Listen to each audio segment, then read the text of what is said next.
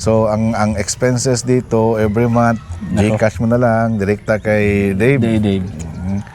Hindi ko na mabilang. Oo. Pero ito boss, are you planning to sell na? Magbebenta ka ba ngayon? Magbinta ako. Yun. Magbinta Kasi ako. last time wala pa tayong Wala magbenta, pa. no? Ngayon magbinta na ako. Magbenta na. So, if you don't mind boss, magkano ba ang presyuhan dito? For example, kung breeding materials, broodstag. Mura lang kasi bago pa lang eh. Hindi pa tayo sikat. Affordable. Affordable lang. Affordable. At saka, so mamaya i-ano mo na lang sa akin. Kasi baka mayroong mag-inquire. Yeah. Ayan. Okay lang sabihin mo dito. O mamaya na lang. Mamaya na lang. Mamaya na lang. Sige.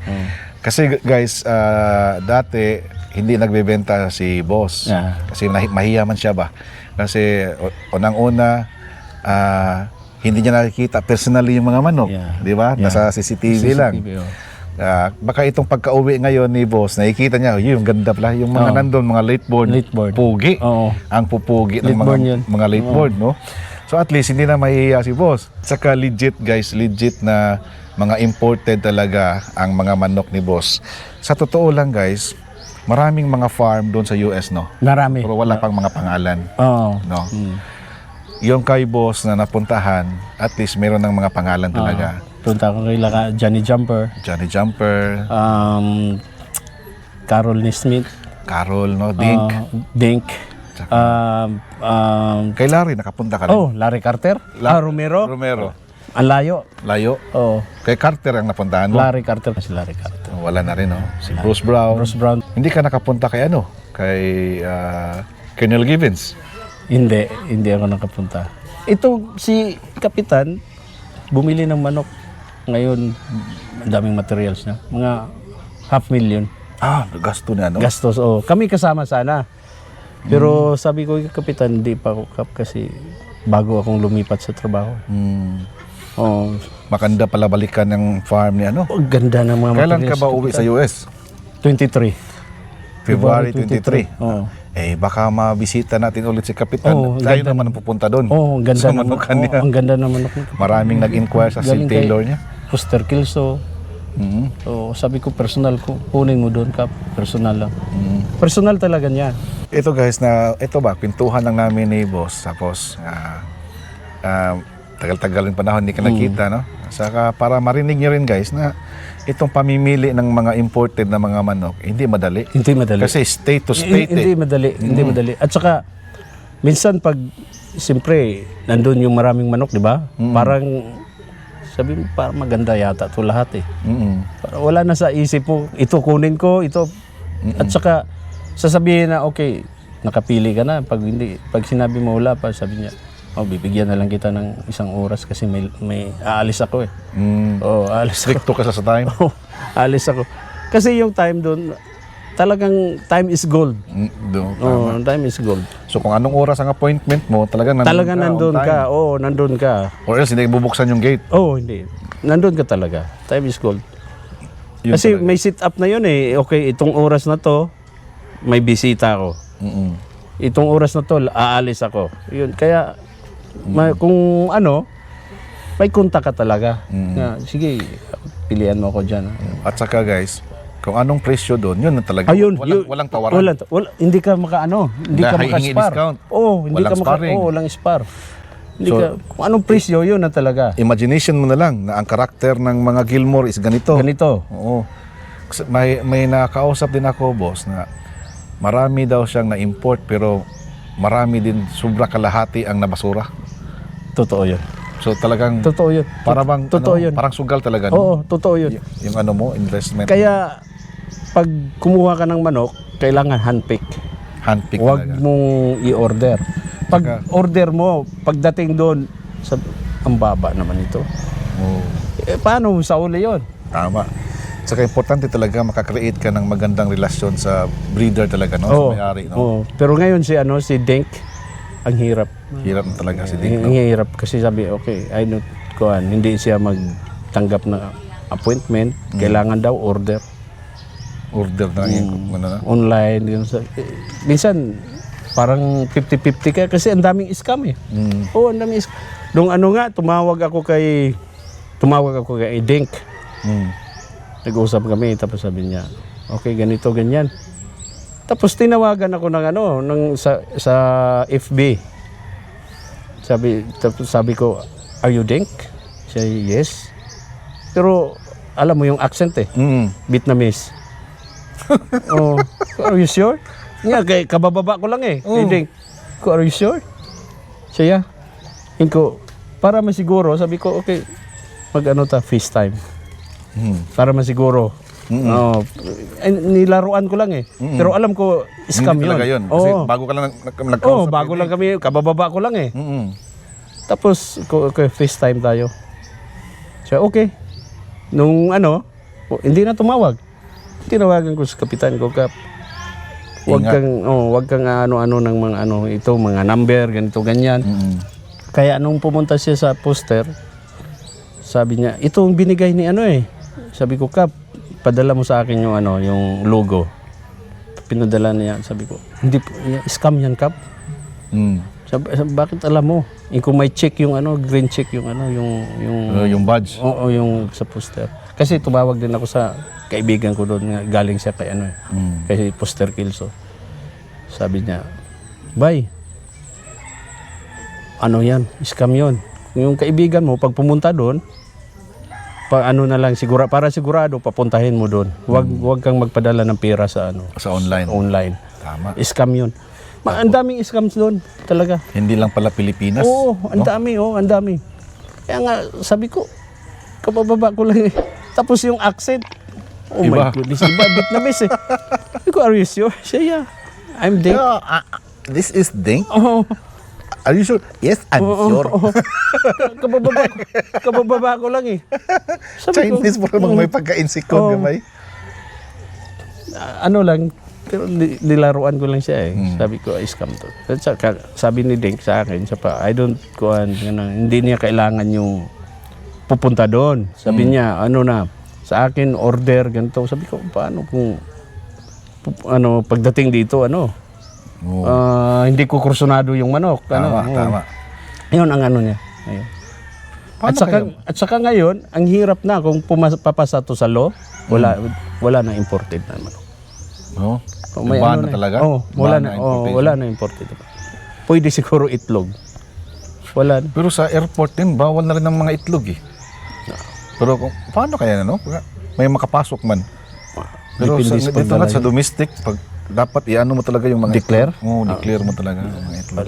Depende sa check nila kasi baka yung itlog may mga avian flu, mga ganun ba. Depende sa pagdala. 2001 pa ako nagpadala ng itlog. Ang nagkaroon ng ban sa importation ang Philippines lang or ang sa US? Sa US. US na. So hindi na sila mag-i-export. Oo. Hindi na. Pag bumili ka doon, hindi na pwede. Padala mo rito, hindi na pwede. Aywan ko lang kung papasa to sa law. So doon sa US, gawa. Oo. Bakit kaya, yan magandang animal gusto cruelty. Kasi binibenta. Oo, animal cruelty. Tingnan mo sa FB, nandun yung Yun nga, tama. FYI lang mga kakugi, sa lahat ng mga kakugi dyan na nanonood ngayon, ingat-ingat din tayo sa FB. Kasi dito sa Facebook kasi, isa sa mga community guidelines nila is prohibiting the selling of animals. Yeah. Bawal magbenta ng mga animals sa FB. Mga kakugi, sa YouTube, okay lang. Yeah. Sa Facebook, bawal talaga. Kasi may mga animal rights eh. So, lalo minsan, na si Mita. Oo. Minsan, yung ibang mga kababayan natin, Boss Vic, nagdududa na mayroon daw nag-report. May nag-report sa akin kaya na-restricted ako, kaya na ako. Pwede rin. Pwede rin. Ito ang isipin natin, ito ang tandaan natin. Kung isang tao lang ang mag-report, hindi yan papansinin. Kailangan ang reporting is mass reporting. Kung gusto mong mayroon talagang action, so dapat mass reporting. So, yan, pag may mga ganyan na ni-restrict ka, hindi yan totally reporting. Not unless mass reporting ang mangyari. Yeah. Pero kung isang tao lang ang nag-report, ay hindi yan papansinin. Yeah. baka talaga may violations ka. Yeah. Kasi ang unang mag-check niyan is yung computer. Pag-upload mo ng videos mo, unang mag-check niyan is computer. Pag may nakitang violation doon, ang computer na ang restrict. Kaya minsan mag-a-appeal tayo asking for human review o manual review. So tao nang mag-review. So yun ang gagawin. Hindi na kailangan ng reporting para ma-restrict ka kasi kung ano yung na-upload mo na bawal sa computer, bawal talaga. Bawal, Kasi wala man siyang emosyon yung computer. Kaya yung manual review or human review, mag-request tayo, mag-appeal tayo. Minsan appeal granted. Yeah. Ganyan. Pero pagsasabihin natin na may nag-report, kaya na-restrict ako, may nag-report. Sa tingin ko hindi masyadong mabigat na accusation kasi not unless mass reporting talaga. Ako naban ako na isang beses eh. Baka may talaga, may violation. So yun ang So bawal magbenta any animals sa Facebook. So itong Facebook at YouTube, American platform yan. Kung ano yung rules nila, guidelines nila, i-follow natin. Sa kanila man yun. Gumamit lang tayo. Tama. So, wag naman sana ma-approve yung ibaba na talaga ang importation kasi sa US ang may law, may ipapasa sila na law na bawal na mag-export ng mga manok. So, sayang naman. Maganda na yung pang-infuse natin sa ating mga locals. Kaya nga sabi ko kay Kapitan Kap, tamang-tama yung materialis mo. Tamang-tama. Ingatan mo yan. Kailan ka last nag-import? Back to 2025 yata yun eh. Last year? 2025. Yung million kelso? Million kelso. 4 yung kinuha ko, 3 babae, 1 lalaki. Yun ang last na na-import mo. Tapos sabay kami sana si Kapitan sa Oklahoma. Tapos sabi ko kay Kapitan Kap, hindi na ako pwede kasi bago pa ako sa trabaho eh. Lumipat ako ng trabaho. Tapos sabi ko, para na-discourage ako Kap kasi wala na yung breeder ko. Sabi ni Kapitan, walang problema yun. Kasi pag may lahi to, bibigyan kita. Sabi niya sa akin. Ngayon kasi guys, sila Cap Joe Campomayor, saka si Boss Vic, previous years, hindi pa nagbebenta. Pero ngayon guys, nakikita nila na may tiwala na sila sa kanilang mga nabili, nakakreate sila ng mga magandang palahi. Kaya confident ko sila na magbenta. Yun. So, abang-abangan natin guys. Kung mamaya baka ma-reveal ni boss kung magkano ang presyohan. Tingnan natin. Legit naman, authentic naman ng mga imported talaga. May kasama rin ako doon sa kaklase ko dati sa high school. Nandun din sa Amerika, shout out Gary Bilara. Na taga Dalagit. So shout out ko na lang din sa si Pet Solano. Pet Solano, tsaka yung parang masasabi ko na number 1 lahat naman ng mga subscribers natin, number 1 talaga sa puso natin yan, sa puso ko yan sila Glad Vincent Trillian, yan. Si Ramon Cobrito, shout out. Sino pa? Tuloy natin to, punta tayo sa Cording Area 2.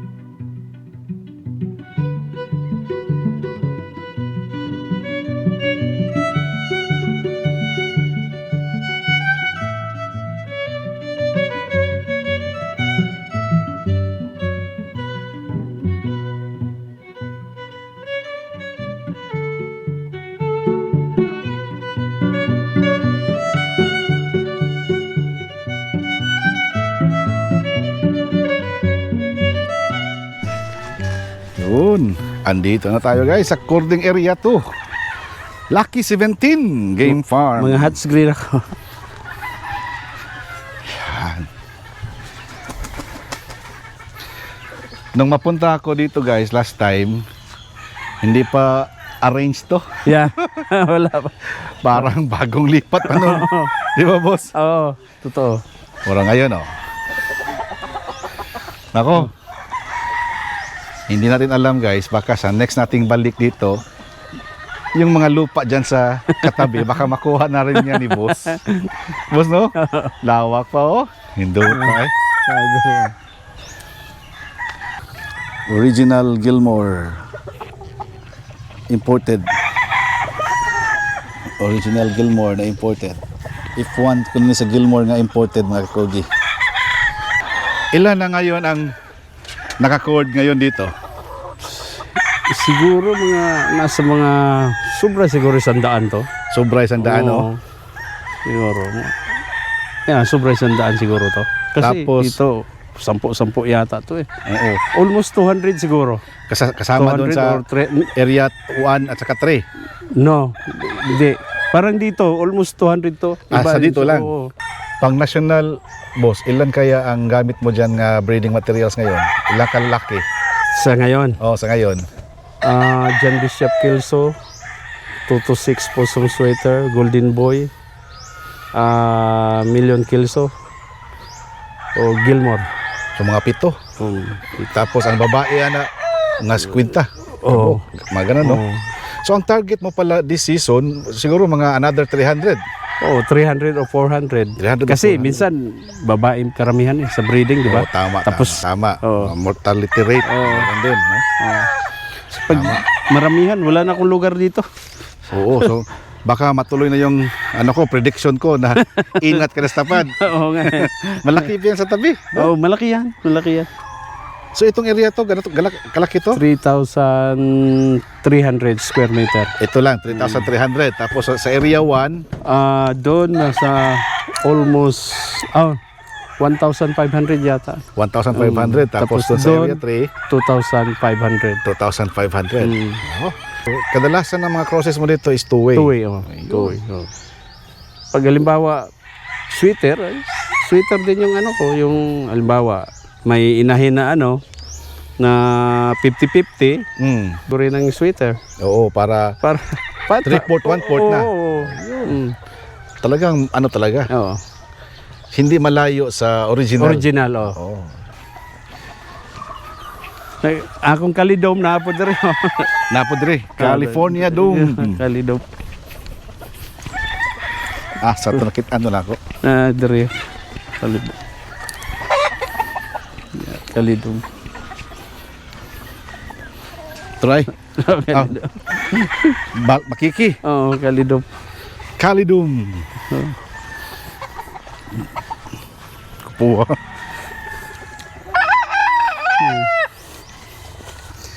Kalidum.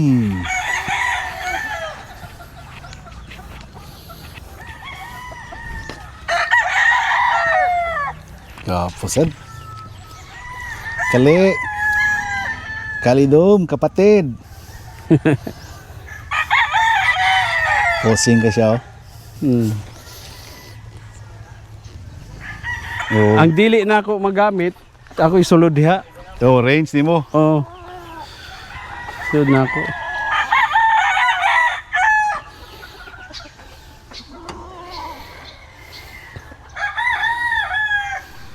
Eto, papunta tayo sa Area 3 ni Boss Vic.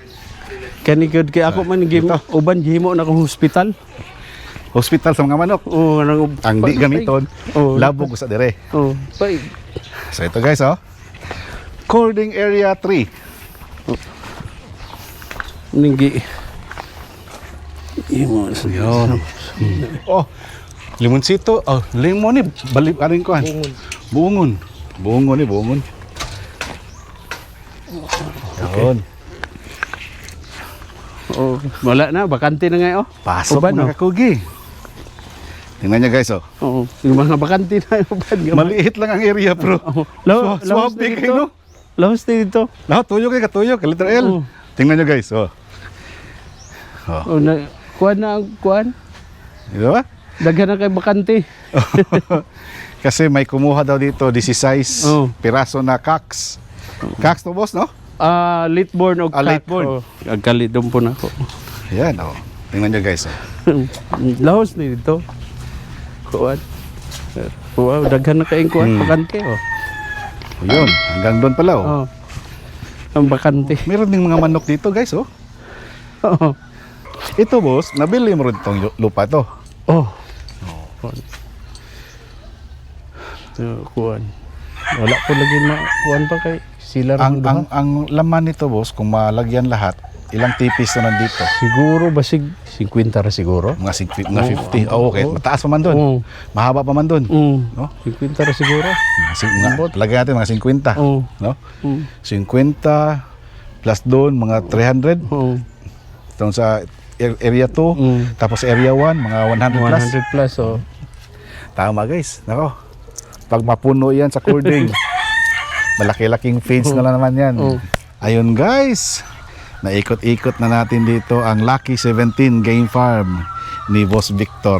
Boss, salamat kay sa pag-imbita balik mo sa. Wala problema. Pero sa kalarga balik? 23, February 23. Tapos balik ka next year na po? Depende. Depende, no? May kwarta. Nagtrabaho man si Boss Vic doon sa US, guys. Hindi pa siya retire. Bata pa man si Boss. Trabaho muna, pundo kwarta para inig-retire niya mga kakogi. Invest na sa farm, no? Pwede na magkuhan. Linghayaw. Lingaw-lingaw ba? Tinigulang na. Retirement agad para ni Cap Joe, no? Kapitan. Ay, kapitan. Yung mga to sa Amerika, mga anak na mo pretty, no? Wala na problema sa kapitan.